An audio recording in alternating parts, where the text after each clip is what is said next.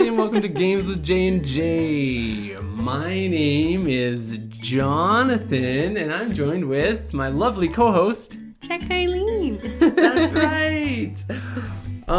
If you didn't know, Games with J&J is a board game podcast. Not just board games, but mainly board games. Sometimes we talk about other types of games too. Yes, sometimes we do talk about other games. See? Sometimes we talk about other types of games. And if you didn't know, if you're joining us for the first time, or if you haven't heard about us at all, we have a Patreon page called patreon.com/Upstairs Alchemy. That is where you'll find more exclusive content and where you'll be able to explore some of the other stuff that we do and support us. Yeah. So you can head on over to patreon.com/Upstairs Alchemy to become alchemists and to support our little show that we're doing. It's pretty cool over there. It's pretty cool over there. It's true. Can't argue about that. So how have we been? For those listeners of our show who have been following along so far, they might not know what's going on. But for you guys with eyeballs, you might be like, oh, I know what's going on. For those of you who have never seen us before, this is what we look like, first of all. Yeah, hi. And for those of you who don't know what's happening and are only listening to us, we decided to record our show with video. Yes, this is the first time. So here's hoping that it works, guys. Yes, fingers crossed. We're trying out this camera, and we're going to see if it works out, if it records. What I've been noticing is that apparently there's like a 30-minute record time on it. Mm-hmm. But then I read some other things that are like, oh, that's okay because it's going to record after 30 minutes. It's going to go into another file. So we don't have to worry. It'll just seamlessly record just on separate files. So you know what? I'm not a tech person and I don't know much about what's going on, but we're going to try it here and you guys are going to be our little guinea pigs. Yeah, of course, if you don't see this up, if you don't see a video, it probably didn't work. If you don't see a video right now, then it definitely didn't work. Well, actually, technically, you could be listening to this on wherever you consume your podcasts. And it's true. And not you don't have to watch the video. Yeah. Those ear listeners are always the ones who they will continue to get our content through the ears, however as usual.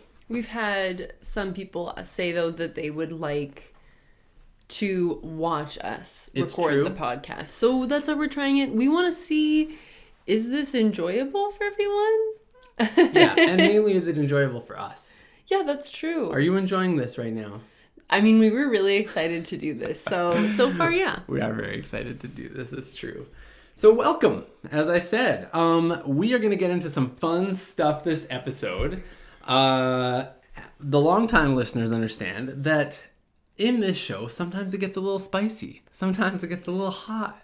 And that's because we go into the heat section. Woo! That right there is called a segue. It was amazing. I was thinking of a fire truck. That was my way of helping the segue. So this is the part of the show where we go to boardgamegeek.com and we read the hottest. We talk about the hottest games out right now, and they have a list on there that shows the hottest games out. This time we're only going to talk about two. We'll talk about what all three hottest ones are, but we're only going to focus on two. Mm-hmm. So the number 3 hottest game, according to BoardGameGeek.com, is called Back to the Future, Back in Time. Wow, interesting. The first movie tie-in board game. Yeah, this is the first time on the hotness track that I've seen. That we've seen that. We know interesting board games. I mean, there are lots of movie-themed board games out there, but this is the first time we've seen one pop up on here. It's, I don't think it's out yet. It says 2020, and it is about 50-minute playtime, 2 to 4 players. Its mechanisms are a cooperative game and dice rolling. So this is the little blurb. It says, "Wait a minute, Doc, are you telling me you built a time machine out of a DeLorean? The photo of the McFly family is slowly fading. It's 1955 and you're wrapped up in a time paradox with Biff, Lorraine, George, and Doc Brown. Cooperate to move around Hill Valley to get the DeLorean ready. Avoid Biff and his gang. Help George and Lorraine fall in love. And crank the DeLorean up to 88 miles per hour. all just in time for the lightning to strike the clock tower, sending you back to the future. What is 88 miles per hour? Oh, you're going to make me do this? Let's check Googs. 88 miles per hour to kilometers. Oh, that's handy. That's super handy. Look at that. 141.62 kilometers an hour. Fast, but... Oh, it's fast, all right. In fact, that's really fast for them to get that fast in that little parking lot. How did they do that? They're driving a DeLorean. Makes sense. The thing, I guess, it was fast. By the way, guys, did you notice that got our cool egg cartons behind us? I thought that was pretty cool. That's true. We do got them. They're up on the wall. And normally we're sitting on the floor. It's true. And we're at a table with chairs. Yeah. Look at us. We're moving up. Yeah, just so you know, things are happening. We are moving up. So in this game, it says, in the fully cooperative game, Back to the Future, Back in Time, each player takes on the role of a major character from the movie. Marty McFly, Doc Brown, Jennifer Parker, or Einstein the dog. The objective of the game is to have the characters move... The dog. Or the dog, why not? The objective is to have the characters move around in 1955 Hill Valley, collecting certain items in an effort to fix Doc's famous DeLorean time machine, defeat Biff Tannen and his gang of troublemaking friends, while ensuring that Marty's parents fall in love. Only when that is accomplished can players then accelerate the DeLorean to 88 miles per hour down Main Street before the clock tower strikes 10:04 p.m. So, very interesting. I'm very curious to see how that game's going to play out, but that's the number 3 hottest game right now. I don't know about checking out that game. I don't know. You're not sure about that? Movie tie-ins are tricky, although Harry Potter did a very good job. They did, but they've also done a lot of crappy jobs with That's other a good things. point. That's a very good point. You can, I don't know. It seems, okay, so it's 10 plus, yeah. Yeah. It seems like more like a child's game, but... Prospero Hall is the designer. So, Funko Games. Could be totally Go check great. it out. Yeah, especially if you're a fan of Back to the Future. Mm-hmm. The number 2 hottest game out right now is Terraforming Mars.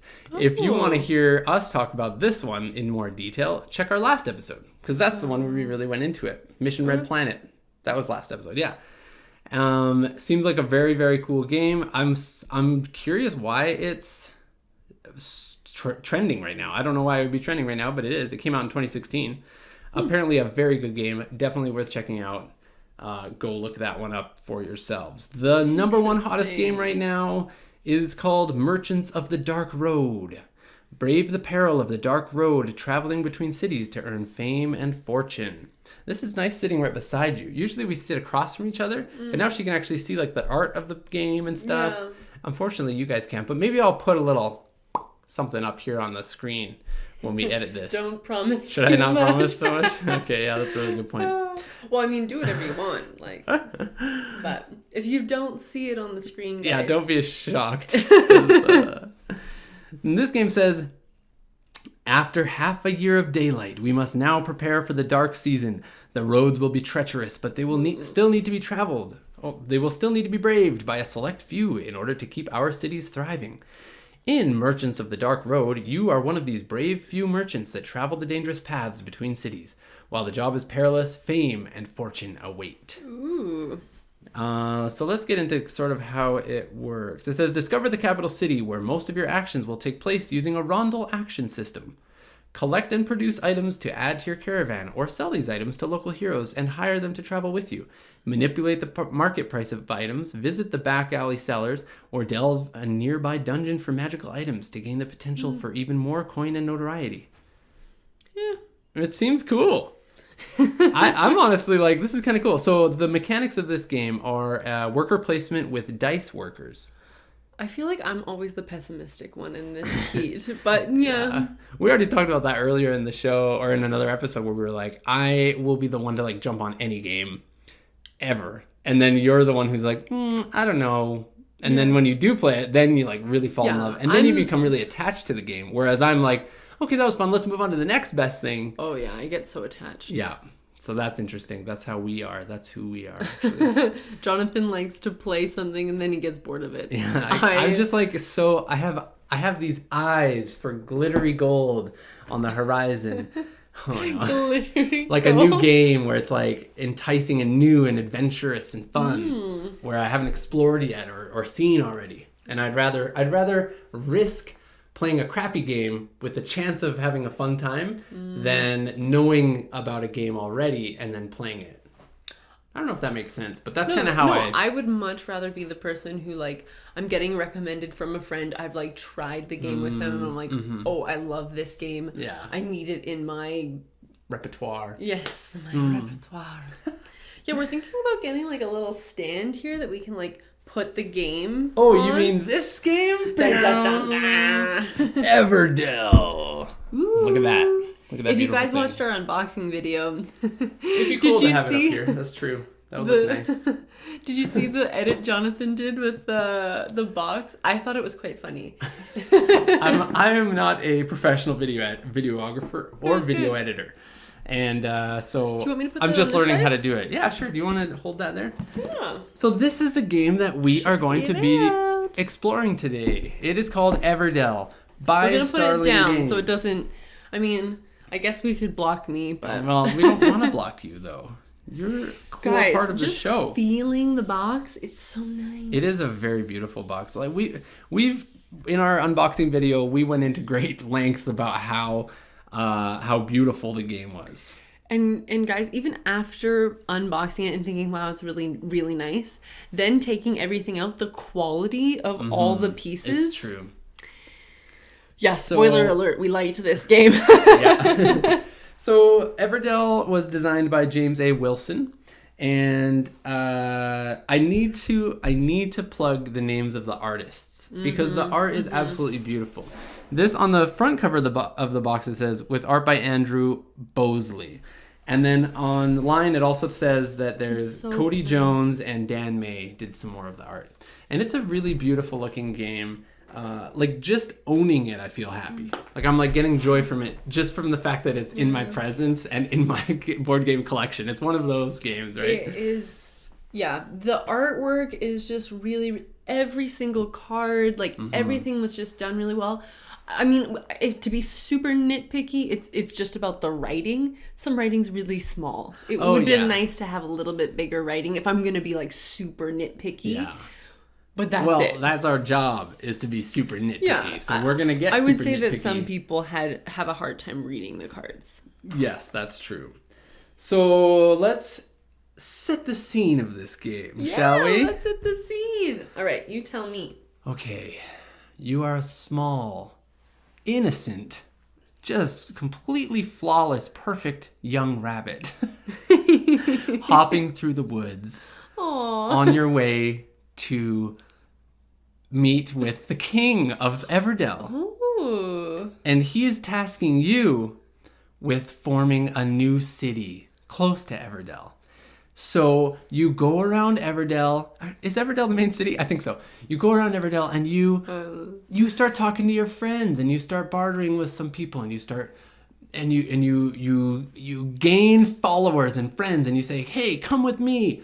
I'm pretty cool. I'm completely innocent. And I'm young. And I'm a rabbit." I don't know where we're going with this. "Come on with me. And we're going to head over to my town, man. And we're going to form the coolest city in all the land." The city that has the most points. Yeah, specifically my city's going to have the most points. My city's going to have more points than everyone else's cities that have points. That's Everdell. What else can I say? That's the perfect explanation of this game. I really liked setting that scene. That was good. Yeah, because you're building a city near. I'm assuming Everdell is right beside Everdell. Yeah. So that makes sense. You're like acquiring citizens from the meadow. Yeah. Or your hand, I don't know. Yeah. From your... Those are or your discarding. devout followers. I don't know, actually. Yeah, we can't get too thematic with this. The devout followers that you can also hand. just throw away and discard. So this is a beautifully designed worker placement game. It's really a worker placement game when you boil it down, with some card management, hand management in there, and no dice rolling, no big chance really. There is so if you watch the unboxing video, there is a die, that is for the single player mode. So we haven't played the single player mode because Well, there's 2 of us, so we don't because need to. Because we have friends. Yeah. There's 2 of us. We also played it with another 2 set of people, so... And not saying that if you do play the Automa mode or Automa mode that you don't have friends. I'm just saying. I do really want to try it because I enjoy this game. True. But maybe you guys have tried it. Let us know. Yeah, let us know if you like the Automa. Is it Automa or Automa? That's something that because somebody said Automa the other day, and I was like, that sounds so hard to say. Well, I don't think anyone goes Automa. No, they say Automa like that. Sure, it's weird. It makes me think of Wingardium Leviosa. That's true. Somehow you tied something to Harry Potter again. That's weird. This game, let's talk about the objective of this game. So I kind of alluded to it in my perfect game, setting the scene of this game.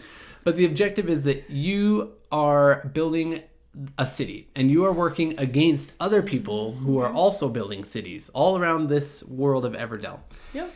You have to recruit or build different critters or constructions in your city. And the way you do that is by placing your workers out on the board to generate resources for you.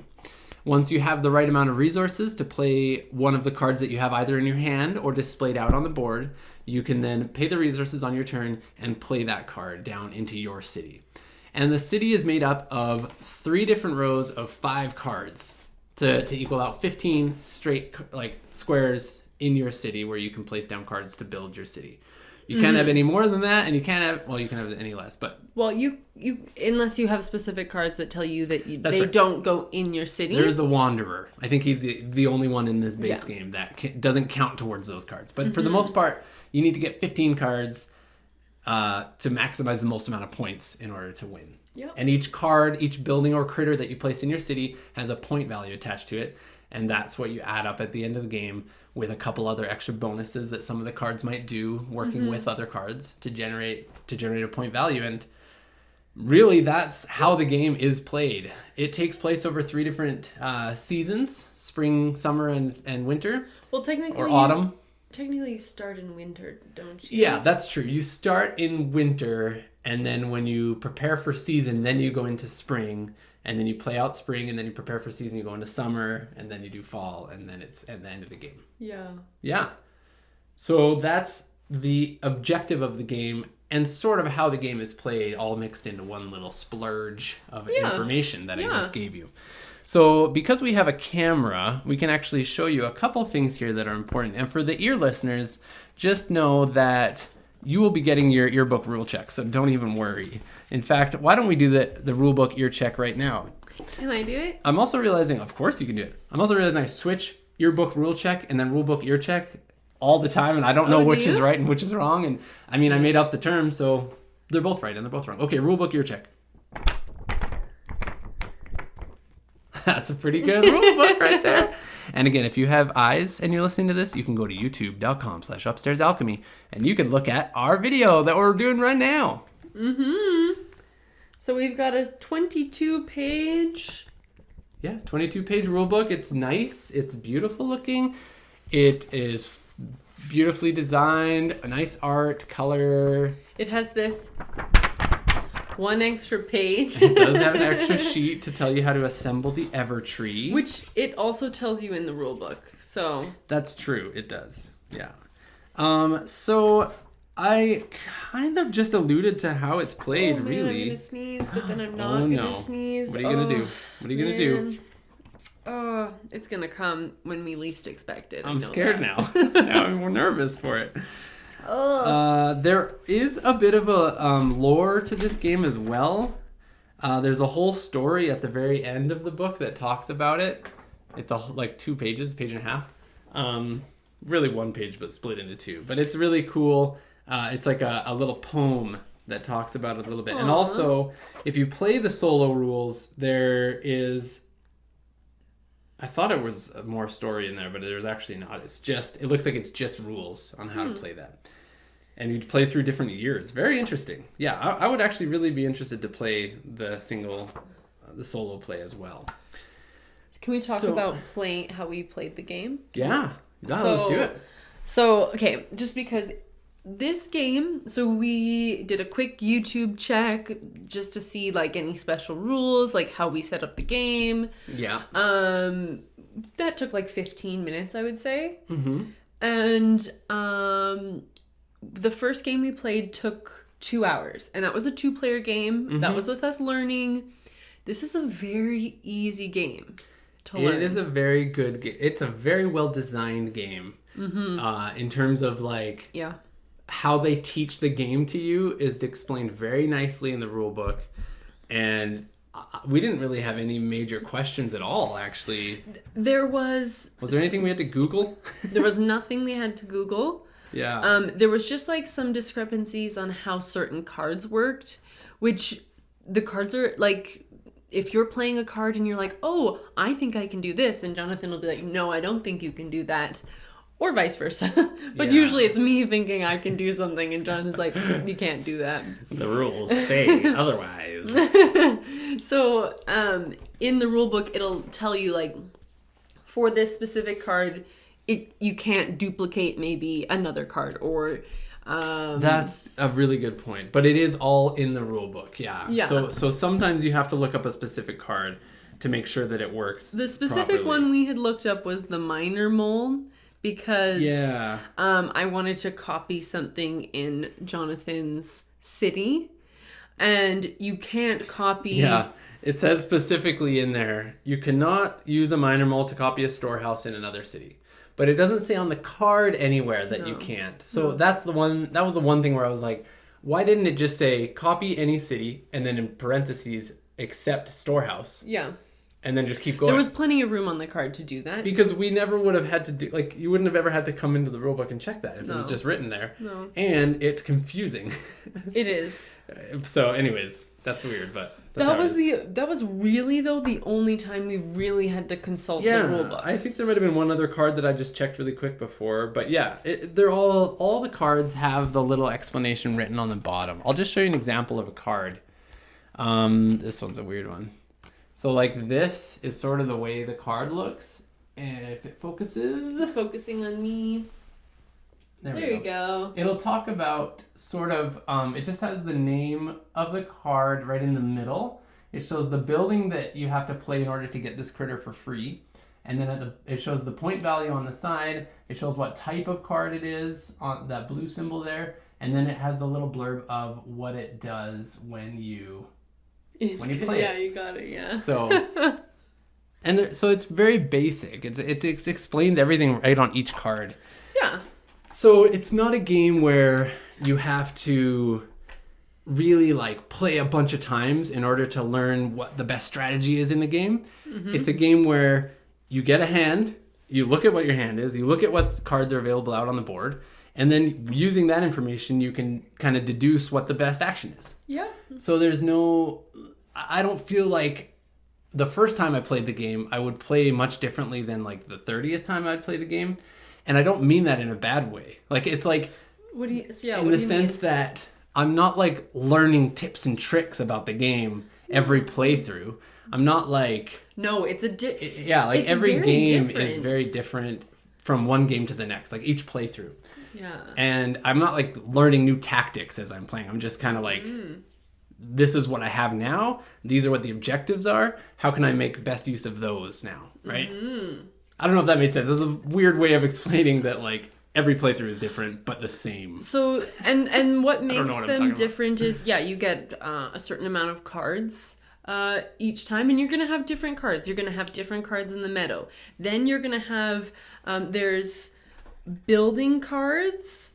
So they're a not basic building, or what is it? So there's common and unique. Right. So these are a unique...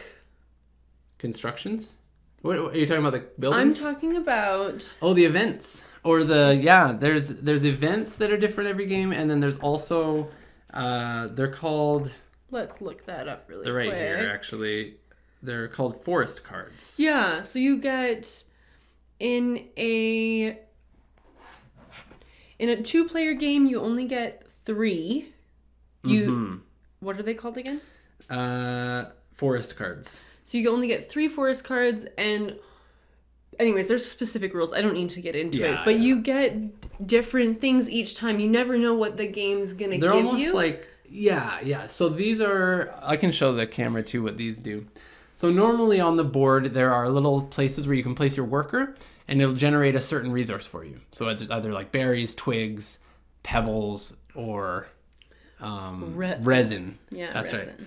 And so you can place your worker on there, and you'll get some of those resources. But then also there's little cards on little forest clearing areas. I don't know if it's going to focus, that have like separate ones that you can get. So in this case, you can place your worker on one of these spots, and you'll get 2 of any resource. Mm-hmm. So it's like, it's better than the other ones that are out there. Usually the forest clearings are better than the base clearings. Yeah. So Usually. Not always, I guess. But that's how that works. And then it's really cool because as you're placing your workers, you only place them once, like each season. Mm-hmm. So I really like that aspect of the game because it doesn't go on forever. It definitely puts a cap on the game, which some games need, like Civilization, Rune Wars. Sometimes those games are even so Charterstone long. now. Charterstone can go forever if you have the right combination. Charterstone, once it's... Like I don't think Legacy? Yeah. When you're doing the Legacy game, it can't go on forever. No, yeah. But afterwards, there is definite certain potential. Combinations of buildings make it go on forever and ever and ever and never stop. Yeah. So is there anything else you wanted to discuss about the way the game was played, or? Well, I wanted to discuss 2-player versus 4-player. Oh, that's a good point. Yeah. Yeah. So the first time we played 2 different games with just the 2 of us. Yes. And loved it. In fact, I thought the 2-player version was very fun. I had a great time, even though I lost. Guys, I haven't won in so long. And like, I deserve... I've been winning. That's why. You've been winning. And like, I want to win. Okay? So you will. Send me some You were good winning luck. like crazy before my streak started. Okay? What the heck? Let me have a little bit of excitement for once. It's been going on too long, in my opinion. Okay. In your opinion. Not in my opinion. I'm very happy the way things are going. Let me tell you what. So from the 2-player to the 4-player, there's a couple different variations. I showed you that card before.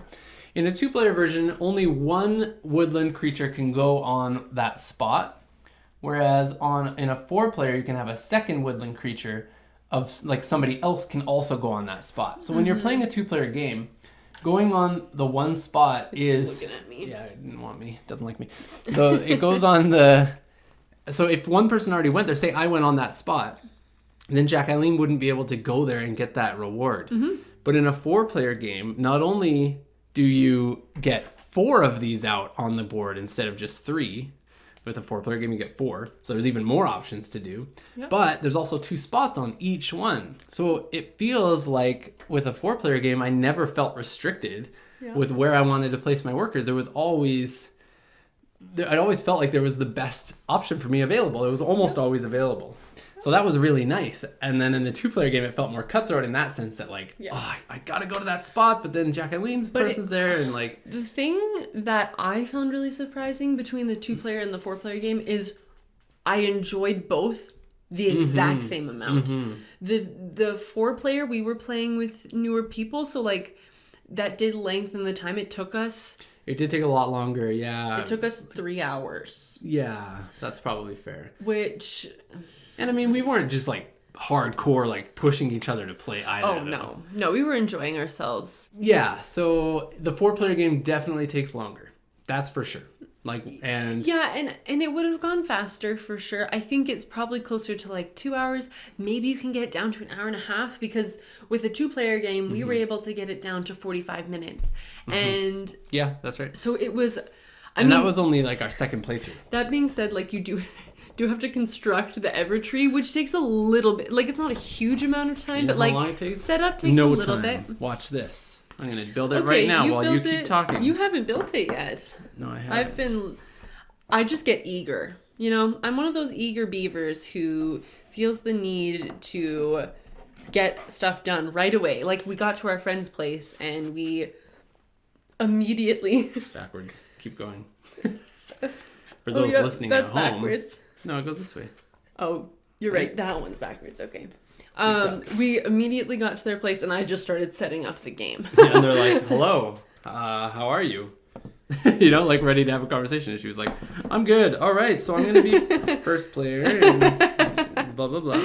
Oh, yeah, by the way, the first player is supposed to be the person who is the most humble. I thought that was a funny way of deciding who goes first. Yeah, I like that. It's like, because then it goes like this. Well, I'm definitely not the most humble. You guys are way more humble than me.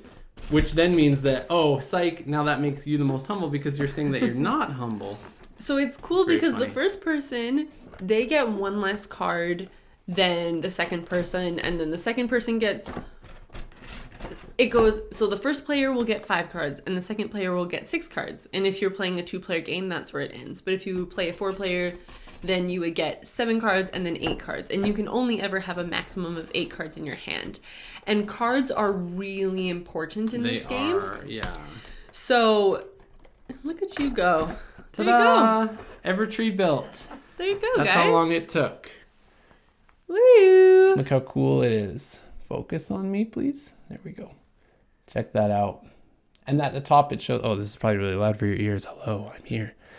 It shows the different seasons at the top. It keeps focusing on your beautiful face. Oh, thank you. Anyways, I understand. That's it. It's really cool. It looks so nice, and it looks gorgeous set up with the board out there, and there's a little spot for it at the top, and the discard pile goes right into the trunk.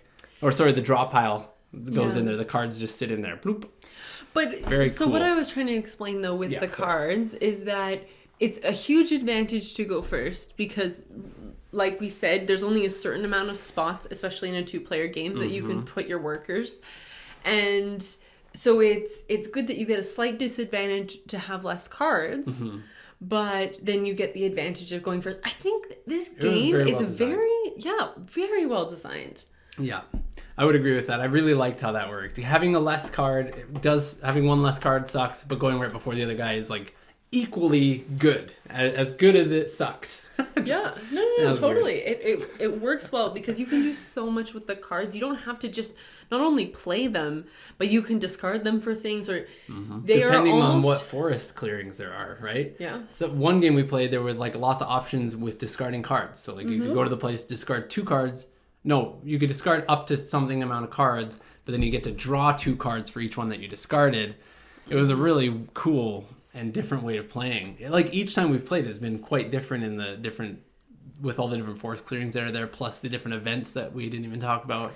Yeah. There's a lot to this game and it's really good.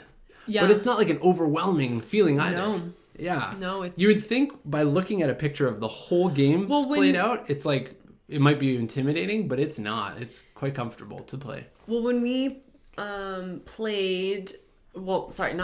when we first watched the YouTube video, I got overwhelmed listening to how to play it. Right. And then we set it up and I was like, I'm always like this. Like, let's just start playing. Yeah.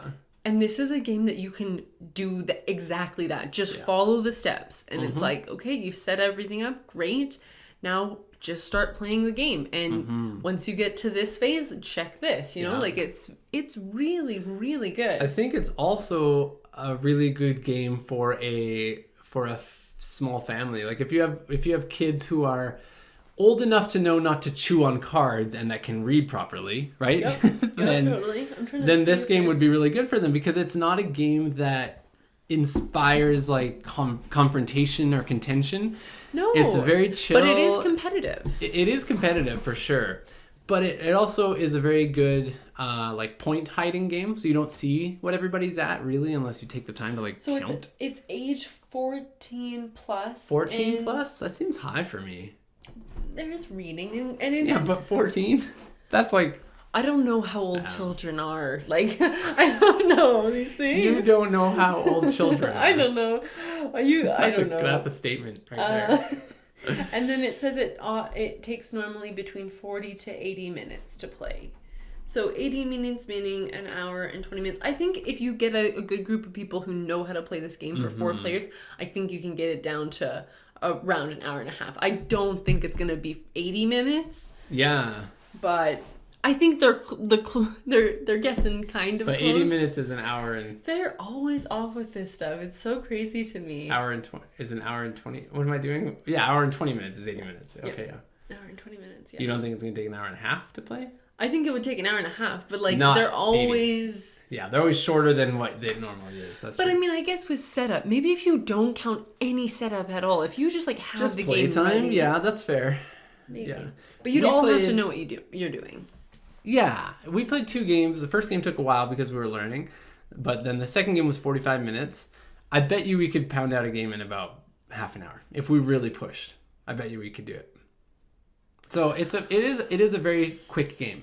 Yeah, compared but you to other take games. a long time on your turn. Yeah, but if I really pushed myself, I could get my turns down to like. The thing is, when you 20 push minutes yourself, each turn. you guys, when we play a game and Jonathan feels like he's rushed for time, he takes his turn and then he's like, oh my goodness, I made a mistake, I've done something wrong. Like every decision he's made, even if he takes a long time to decide what he's gonna do, it's like, oh no, I don't know what I'm doing.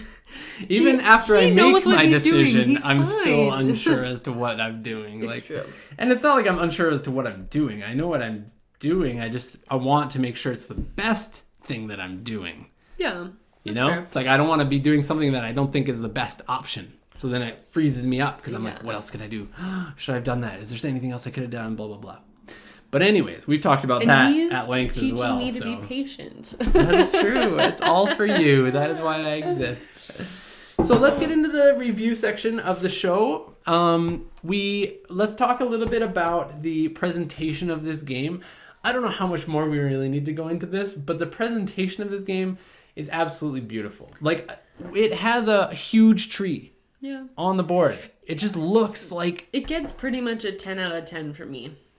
On presentation. Review. Yeah, on presentation, 100%. This is the most beautiful board game I've probably ever played. Like, having everything set out like that, it fits the theme of the woodland critters really well. It's just like, good job, guys. Wow, pat on the back. P on the B. That's what I always say. P on the B.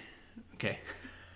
The length of the game, again, 10 out of 10. It's like really good cap on the end of this game. It's not too long. It doesn't overstay its welcome. It's not too short where you're like, I wish I could keep playing.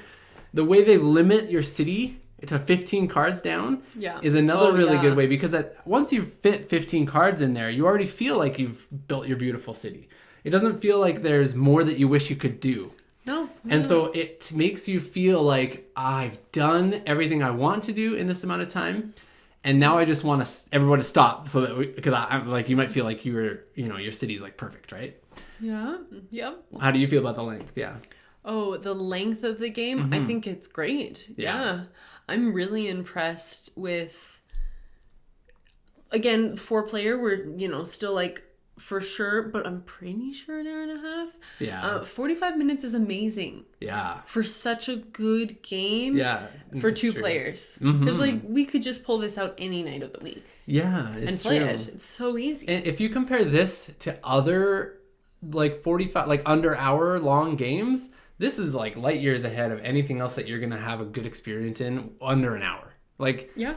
I don't even know what other game we've played that we've had this much fun with, let alone like for 45 minutes. Under an hour. Yeah. It's really cool for that reason, for sure.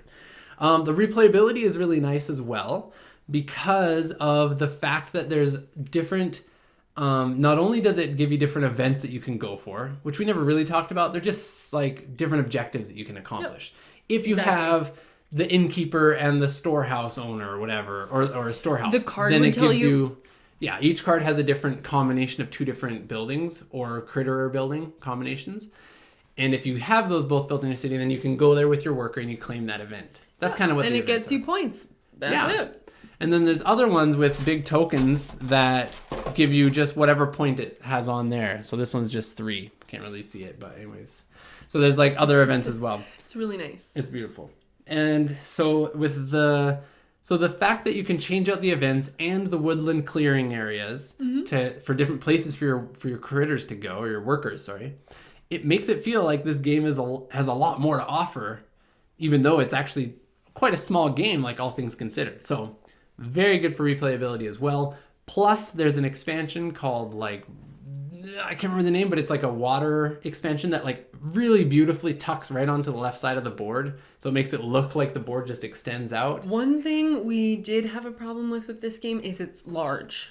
It takes up a lot of space. Very good point to bring up. And just the way that it is, you kind of have to angle it a certain way to get all 4 players to work. Not only is the board big, but you also have to have a big area, like a big play area, because you're placing down 15 cards in 3 rows play of 5. on the, like, you're not making your city on this piece here. So that's what that's how big the board is right there.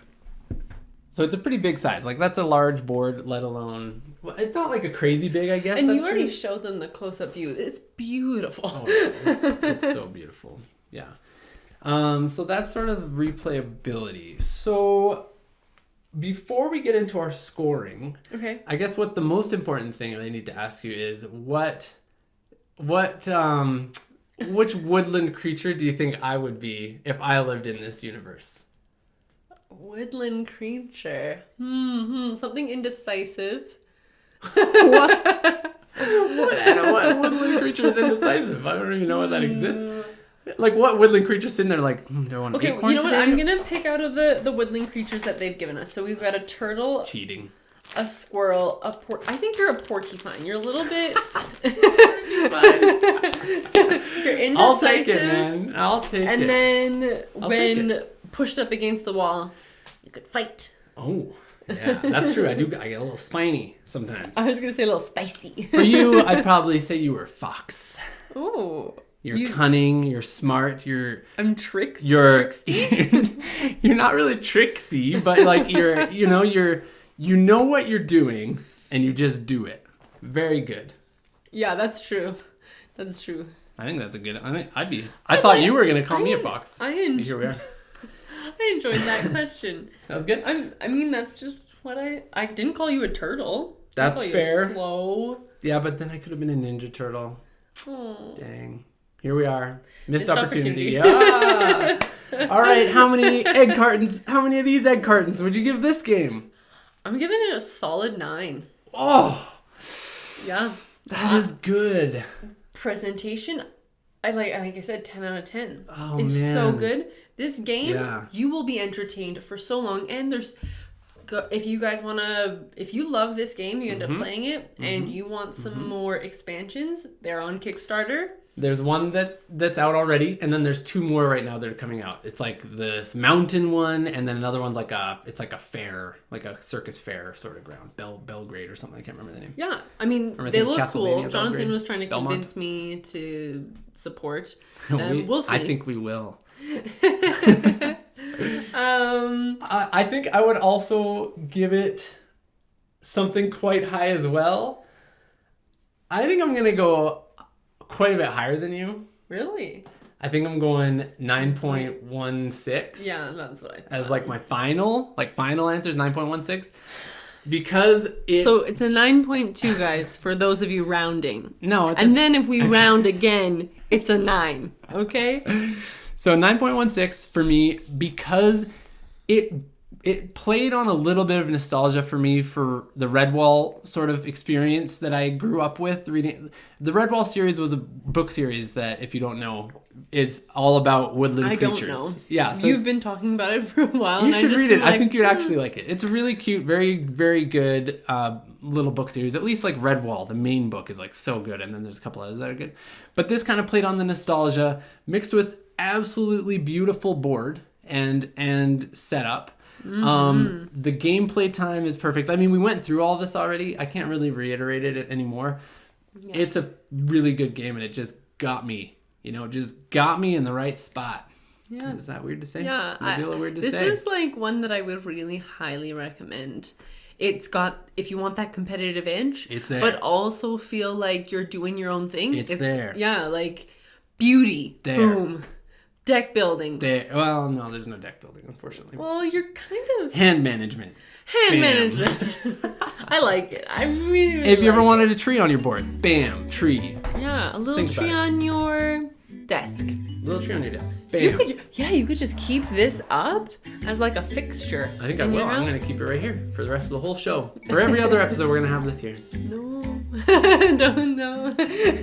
Thank you guys for watching and listening to this episode. If you enjoyed this episode, please head on over to patreon.com/Upstairs Alchemy. Yes. That is our umbrella. That is our Patreon page where you can support us, where you can help us continue doing this fun show and other shows. And we'd love to hear you there and see you there.